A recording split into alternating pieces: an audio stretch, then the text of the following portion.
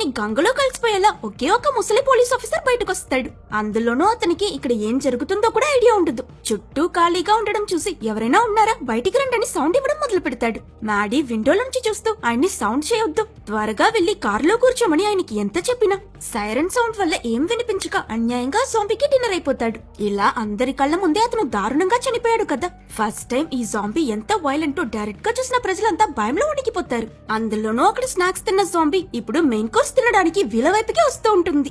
అది full force తో door ని కుదుతూ ఇరక్కొట్టుకు లోపలికి రావడానికి ప్రయత్నించడం చూసి మ్యాడీ అక్కడున్న వాళ్ళందరినీ సేఫ్టీ కోసం బేస్మెంట్ లోపలికి వెళ్లి తాగమని చెప్తుంది. స్కిమిటీ అందరితో పాటు తన డాగిని కూడా లోపలికి పంపిస్తాడు. మ్యాడీ తన ఆన్ డోనాని వెళ్లి దాగమని చెప్పి గన్ తీసుకుని ఆ జాంబీ క్యాంగరూని ఎదిరించడానికి సిద్ధమవుతుంది. ఫైనలీ తను స్కిమిటీ మాత్రమే మిగులుతారు. వీళ్ళు ఆ క్యాంగరూని లోపలికి రానివ్వకుండా డోర్ ని ఇటువైపు నుంచి తోస్తూ ఆఖరికి అది పుష్ చేసే ఫోర్స్ ని తట్టుకోలేక ఎగిరి వెళ్లి పడతారు. మొత్తం అడ్డులన్నీ తొలగించుకుని ఆ జాంబీ క్యాంగరూ ఆక్రోషంగా లోపలికి వస్తుంది.